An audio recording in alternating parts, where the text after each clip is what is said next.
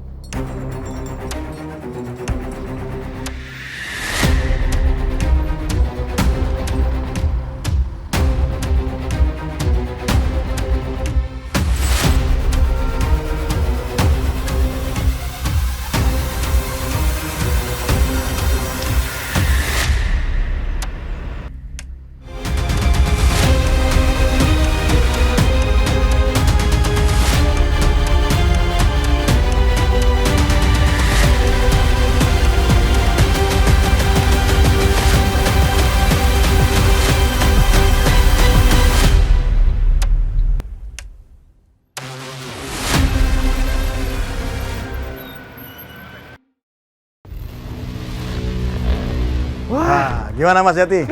Enak nggak jadi VVIP? Kayaknya mikir-mikir lagi dong mau jadi VIP. Ternyata ribet, ternyata segitunya ya pengamanannya ya. Ya itulah yang harus diterima. Kalau begitu Bapak jadi presiden, itu melekat semua di dalam. Melekat semua. Nah, ini lagi spesial sekali point of view hari ini karena kita berkunjung ke markas komando Pas Pampres, pasukan pengamanan presiden, gitu ya Pak. Ini saya sudah bersama komandannya, Marsda Wahyu Hidayat. Terima kasih loh, tadi saya udah ngerasain pengamanan VVIP. Tadi seolah-olah saya jadi VVIP gitu ya. Tapi emang seperti itu prosesnya ketika misalnya ada ancaman penyelamatan. Tadi saya dari sana tuh, dari atas itu, Pak. Jadi SOP-nya itu kan kita selalu menyiapkan hal-hal yang tidak kita inginkan. Jadi begitu terjadi hal tidak inginkan kita sudah siap. Jadi ada namanya kondisi darurat baik taktis maupun medis. Yang kita mainkan adalah kondisi taktis, kondisi darurat taktis di mana asumsinya kita acara di gedung kebakaran tidak bisa evakuasi kecuali harus dengan peluncuran. Nah, jadi setiap kita kegiatan ke suatu tempat kita udah nyiapkan semuanya.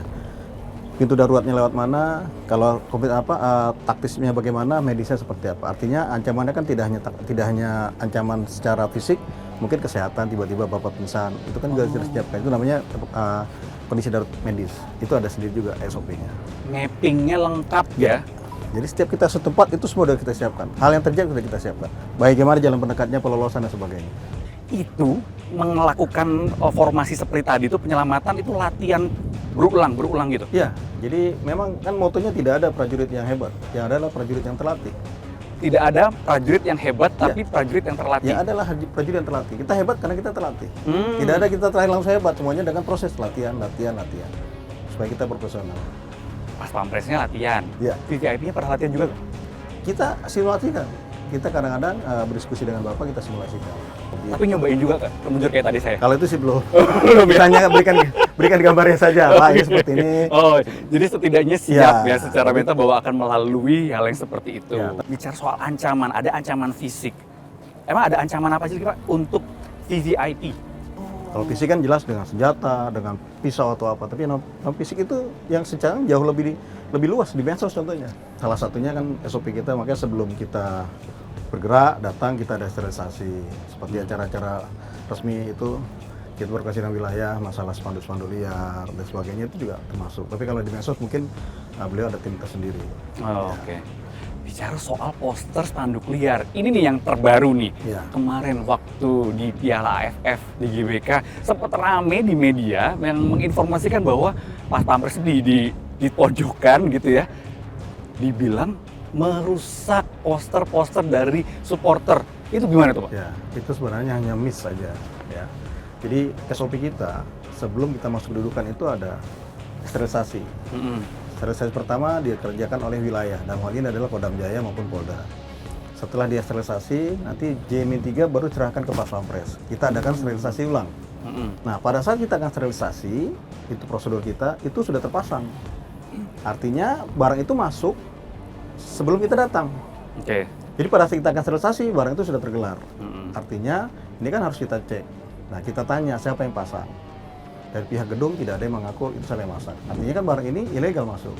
PSSI bilang bukan punya PSSI. Dari pengelola gedung tidak ada izin pengelola gedung. Jadi sebenarnya kalau dari awal, kalau orang niat baik dari awal dia pasti kan izin. Pak, saya akan pasang koreografer seperti ini. Nggak mungkin kita nggak izinkan kalau tidak ada hubungannya dengan objek, artinya dari sisi keamanan. Dari sisi ancaman, itu kan poster aja Pak. Ya, tadi mengancamnya di mana? Tadi saya bilang, manakala satu tulisan poster itu misalkan, yang tadi saya bilang mendeskripsikan kepala negara, cacian, hujatan itu kan di tempat umum.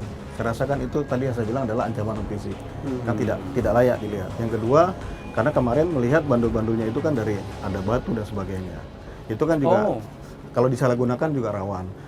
Mengamankan VVIP dalam hal ini presiden, Ya. itu kan pasti namanya juga pengamanan pasti akan ketat, terus kemudian berlapis gitu ya Pak. Tapi kan Pak Presiden yang satu ini, Pak Jokowi ini kayaknya dari sipil satu, Ya. kayaknya sama warga itu nggak pengen jauh gitu. Nah itu gimana? Itu memang SOP-nya akhirnya dilonggarkan atau tetap SOP atau seperti apa? Ya, kalau SOP keamanan tetap. Jadi memang ada dua kegiatan kita pengamanan itu. Yang pertama adalah dari sisi keamanan, kedua dari sisi kenyamanan. Keamanan, kenyamanan. Padahal aman dan nyaman tidak pernah berteman, Mas. Betul. Ya, karena kalau kita mau aman, pasti kurang nyaman. Kalau maunya aman, berarti kurang aman. Contoh, kalau presiden menggunakan mobil lapis baja, ya, yang body armor. Kalau mau aman, ya jendelanya tertutup, Mas.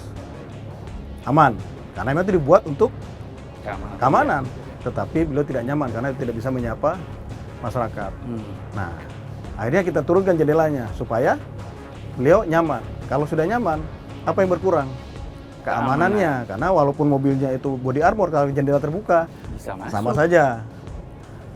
Nah, supaya aman dan nyaman, ya kita kerja keras supaya bagaimana aman dan nyaman. Makanya ada SOP pada saat bergerak, motor di samping. Itu salah satunya karena kebiasaan ojek buka jendela. Nah, itu yang buat mengamankan dari sisi yang kosong itu, ditutup dengan motor matan yang sebelah kiri, atau kalau berjalan kita berjalan di sisi jendela yang terbuka, itu salah satunya. Oh, jadi dari SOP yang sudah melekat dari sejak lama ada improvisasi tertentu Harus. tergantung dari objek. Harus, karena itu kita semua harus bisa memenuhi keinginan objek, aman dan nyaman itu. Karena setiap objek kan berbeda-beda artinya keinginannya ya. Ada ya seperti beliau kan orangnya pengen dekat dengan masyarakat ya. Kita bagaimana caranya beliau itu bisa merapat dengan masyarakat aman dan nyaman, yaitu tugas kita. Tugas Pas Pampres bagaimana presiden bisa menyapa masyarakat aman dan nyaman untuk beliau. Sampai titik mana Pas Pampres melihat bahwa ini masih aman. Ketika ini misalkan kayak seperti ini dekat dengan warga gitu, sampai titik mana sih Pak? Bisa, wah ini udah nggak bisa nih, harus ini. Ya.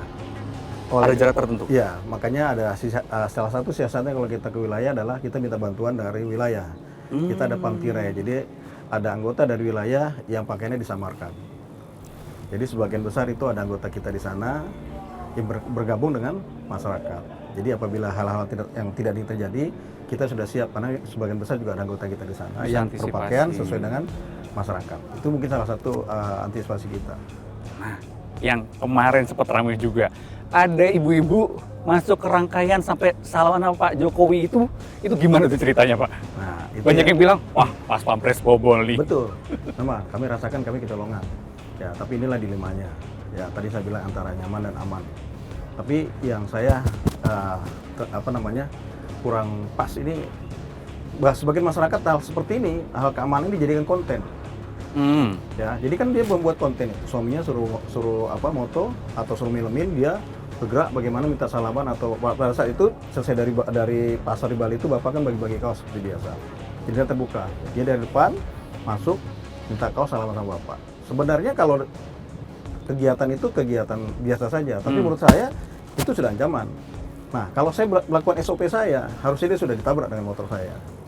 Tapi kan cuma pengen salaman gitu, rakyatnya pengen ketemu gitu. Iya, betul. Sekarang kalau orang tersebut bawa sesuatu, Siapa meyakinkan? Jadi sebenarnya kalau hal yang tidak diinginkan, biasanya bapak itu misalkan mau foto, dia panggil, ya kamu foto, kita fasilitasi. Nah ini kan itu tadi bahayanya buat konten. Nah kalau hal seperti ini tidak ditindaklanjuti oleh wilayah, itu akan terjadi lagi di tempat lain. Mau saya orang seperti ini harusnya ditegur sama pihak polisian, mungkin minimal diperiksa. Karena apa? Dia mempermainkan keamanan. Pernah nggak sih Pak kejadian selama Bapak akhirnya menjabat diomelin sama Bapak? Sering kita sering kalau bapak tidak berkenan karena kita terlalu keras, terlalu kasar. Itu langsung disampaikan? Ya biasa selesai kegiatan kita ada bapak terima kita sharing apa pokok-pokok dengan bapak. Dia pengen humanis, maka kita selalu belajar berusaha untuk bagaimana sih kita bisa humanis. Tapi tidak menghilangkan tegasnya itu. Jadi humanis kita tidak menghilangkan kewaspadaan kita. Nah itu yang saat ini kita sering tekankan ke anak buah, sabar, ya, sabar, sopan, santun, bicara seperti itu. Karena kalau sudah masa sekian banyaknya, kadang-kadang panas, terik, itu cepat. Ya namanya manusia ya Pak ya, emosi. Nah, karena masyarakat juga kan tidak semuanya, Pak mundur Pak, nggak semuanya mau. Yang ada yang mundur, mereka malah maju. Tapi itulah dinamika, nggak ada masalah itu dinamika di lapangan dan itulah suatu kehormatan kita. Nah, bicara soal tadi pengamanan yang harus waspada kayaknya 24 jam 7 hari selama di sekitar VVIP, keterampilan atau keahlian khusus ada yang harus dipenuhi oleh anggota Pas Pampres. Ya, jadi memang persyaratan dari jadi anggota Pas Pampres, terutama satuan-satuan pelaksana ya, kita ada 4 grup, A, B, C, dan D. A itu tanggung jawabnya mengawal presiden beserta keluarganya, B itu wapres beserta keluarganya, C itu tamu negara, dan grup D itu untuk mantan-mantan presiden dan wakil presiden. Oh, oke. Ya. Jadi untuk masuk ke satuan-satuan pendukung, satuan-satuan utama itu, kita biasanya merekrut dari satuan-satuan khusus yang ada di Matra. Baik dari Angkatan Darat itu dari Kopassus maupun Kostrad, dari TNI AL ada Marinir, dari TNI AU ada Kopasgat. Yang paling utama adalah kemampuan perorangan, baik dari segi menembak, terus bela diri maupun fisik itu, baik itu dalam hal keselamatan jasmaninya harus ya di atas rata-rata lah, atau mungkin kategorinya baik. Satu sisi di sini kan memang membutuhkan operasi-operasi tertentu, operasi khusus karena kita tangani kan sekelas VVIP, dan di sini tidak boleh ada kata gagal atau ulangi. Kita nggak bisa kata ulangi, kalau ulangi berarti sudah selesai semuanya. Artinya kalau sudah ulangi berarti sudah kalah kita, berarti sudah ancaman presiden sudah terjadi. Saya jadi penasaran, pengen tahu gimana sih keterampilan tadi apa menembak, ya, bela diri, dan terus sama fisik tadi ya. Ya. Boleh nggak Pak lihat kayak gimana sih latihannya untuk dasar nembak dulu deh. Oke, kalau gitu kita coba ke lapangan tembak. Siapa tahu nanti Mas biar nyoba di sana. Sip. Ini lapangan tembak kita. Mas Jati. Lapangan tembak saya pikir di lapangan indoor juga Pak. Jadi kita punya lapangan 3, 2 indoor, 1 outdoor. Indoor ini kita bisa gunakan kapan saja, 24 jam. Mau hujan, mau panas bisa. Sehingga prajurit mau latihan kapan saja bisa. Karena memang lapangan kita terbatas, orangnya banyak, sehingga butuh waktu bergantian mengaturnya untuk mereka bisa latihan secara rutin. Gitu. Selain tadi ya, latihan rutin tadi, apalagi yang harus dipersiapkan? Misal kayak kemarin, Pak Jokowi ke Ukraina, itu ada pelatihan dulu? Itu kalau seperti kita ada tugas-tugas khusus ke daerah-daerah tertentu, daerah-daerah konflik, contoh seperti ke Ukraina, itu kita ada satgas. Kita bentuk satgas, kita ada latihan pertugas. Kita sesuaikan dengan latihan di daerah yang akan kita hadapi. Karena kita mainnya di kereta, ya kan, beliau dari Poland kan ke itu naik kereta. Terus di gedung ya kita bermain, latihannya seperti kalau kita di Ukraina seperti apa. Simulasinya dilakukan? Ya, termasuk kalau kita mau ke Papua, ya kita juga medannya seperti di Papua. Senjata yang kita gunakan kita sesuaikan dengan medan atau dengan tempat yang akan kita kunjungi. Nah, ini teman-teman lagi pada latihan atau lagi? Nah, ini mereka mau latihan nembak, tapi dalam hubungan tim, bergerak. Jadi pada saat mengawal, tiba-tiba ada ancaman. Apa yang dikerjakan sama mereka? Mas mau nyoba? Biar tahu? Saya jadi VIP ya, lagi? Jadi VIP lagi, biar tahu. Biar boleh. enak ngerasain jadi VIP. Jadi terus kita coba ya, saya coba ya. Monggo.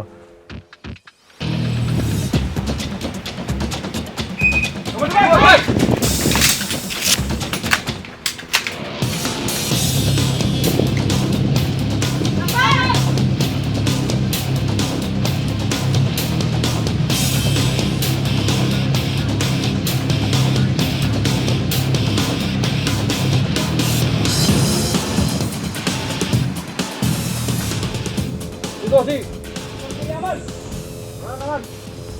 Aman. Clear. Oke, cukup. Wah, kayak anak jangan sampai tertidur, tidur nanti. Nggak bisa, tadi serem juga. Udah pakai ini tapi berasa ini ya, jedang-jedung gitu Ya, tetap. tadi kan Mas udah ngerasain tuh bagaimana dengan formasi bergerak. Jadi ini formasi bergerak, ancaman depan, ini harus sering dilatihkan Mas. Karena kalau terjadi sesuatu mereka sudah tahu siapa yang harus menembak, siapa yang harus melindungi objek, ya, terus siapa yang harus melumpuhkan. Karena kalau tidak ada latihan, nanti semuanya melumpuhkan sasaran. Siapa yang melindungi objek? Itu makanya mereka harus sering latihan seperti ini. Dan mereka juga harus belajar latihan tembak terpilih. Tembak terpilih. Iya, karena kan orang pasti berlindung di balik warga umum. Oh. Jadi sasaran bergerak, makanya nanti berikutnya ada kita coba menembak reaksi. Ada juga Ada. simulasi seperti itu? Iya, kita bergerak. Oke. Jadi tidak selamanya musuh kan diam. Atau tidak selamanya kita diam. Kita yang bergerak mungkin mengejar musuh, atau kita sambil mundur sambil melumpuhkan. Saya jadi kepikiran. Itu kan kalau misalkan dalam suatu acara panjang gitu ya, berjalan gitu presiden, formasi seperti ini. Mohon maaf nih Pak, namanya juga manusia ya, kadang-kadang panggilan alam gitu, rasanya pengen ke belakang gitu. Itu gimana dong? Ya, nanti dia kontak dengan dan pleknya, tolong dibantu saya cover, dia ke belakang. Diganti sementara. Jadi tidak bolong. Mau nyoba, nah, biar tahu karena Mas kan biasanya nonton di film tuh nembak sambil terbang kan gampang. Iya. Ya. Ya Mas gampang gitu Ya, nggak? nanti kalau Mas sudah nembak akan ngerasakan ternyata sasaran diam, kita diam, susah. Apalagi sambil lari. sambil terbang. Jadi ternyata kalau udah coba nembak, nanti lihat film, wah bohong. Kenapa? Karena sudah nyoba, ternyata sasaran diam, saya diam aja nggak kena. Boleh Pak, nyoba. Boleh, ayo biar nyoba, biar Oke. merasakan. Oke, Komandan. Sudah ada di depan ini 3 senjata, beda-beda nih. Ya, beda-beda Mas. Sebelum kita nyoba, kita safety dulu. Semua petembak gunakan kacamata. Kacamatanya khusus. Ya, terus gunakan headset. Kalau saya pakai ini, boleh? Boleh, biar lebih soft. Jadi ini ada 3 senjata. Ini Glock 17, ini Glock 43, dan ini Six Sauer. Masing-masing senjata ini beda-beda karakternya. Nah, silakan Mas Jati mau coba yang mana. Yang kecil, imut, boleh. Yang gede, boleh. Ini juga boleh. Silakan. Saya pilih yang tengah-tengah aja. Ya, Karena boleh. saya suka yang Yang hitam, kecil. saya yang ini. Ini adalah Ini Glock 17. Glock 17. Iya. Nembak itu kuncinya adalah tadi saya bilang nabi tepi. Nabi Napas, tepi. bidikan, tekan picu. Napas, bidikan, Tekan picu. tekan picu. Ya. Oke. Karena kalau picu nggak pernah tekan nggak pernah meledak. Kelihatannya. Oke. Oke. Coba latihan kering dulu. Mau pakai yang mana? Saya coba yang ini aja deh. Ini ya. Oke. Ini Pegang dikosongin dulu. senjatanya seperti ini. Ya, seperti ini. Ini untuk megangkan, tarik. Tepat. Nah, itu sudah terisi. Tapi kosong, tidak ada magasinnya. Silakan nyoba tarikan picunya. Oh. Ya, tadi saya sampaikan. Nah, ini tadi harusnya kalau dari bawah gini di sini. dulu. Nah, Oh, dari posisi sini. Ya, nanti kalau udah siap, aba-aba, siap. Tembak, Ini go. posisinya begini. Ya. Ya, seperti ini. Oh, ini. Ya. Oke. Ya. Nah, udah siap baru jarinya masuk. Ya, remas. Isir, penjera, luruskan ke hitam. Remas, pincang matanya. Remas. Sampai bunyi. Ya. Keluar, tarik lagi. Sambil lihat hasilnya. Oh. Tekanannya di mana? Di atas kah, di bawah kah? Koreksi. Coba lagi. Ya. Oh, gitu. Ready? Wah, Ya. coba deh. Gunakan. Dasarnya nih. Ini. Jadi senjata ini masukkan. Tangannya di luar ya, jarinya yang di luar Ya. ya. Ini sudah terisi. Ya, kalau ini kan nggak ada pelurunya. Terisi, ya. Tarik lepas. Tarik full lepas. Nah, itu udah masuk senjatanya. Oh. Udah masuk Oke. pelurunya. Ya, mulai dari bawah dulu. Ya. Jangan tegang. Ready? Oke. Ready? Ready? Oke. Sidik. Tembak.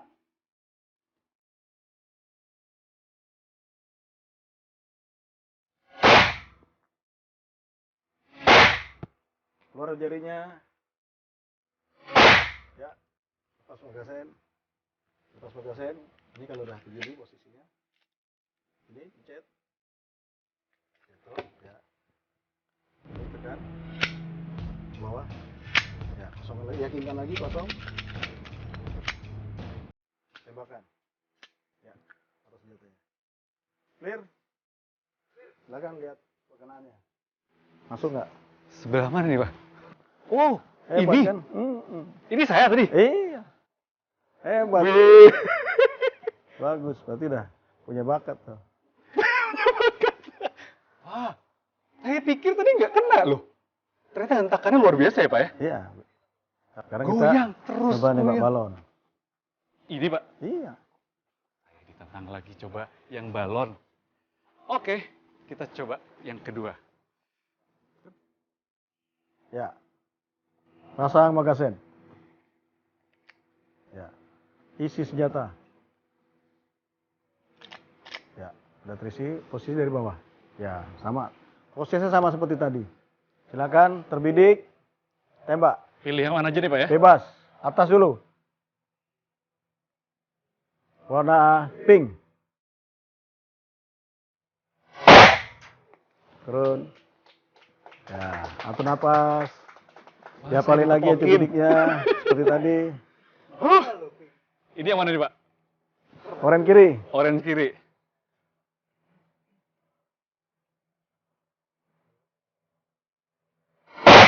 Ya, mulai lagi dari bawah.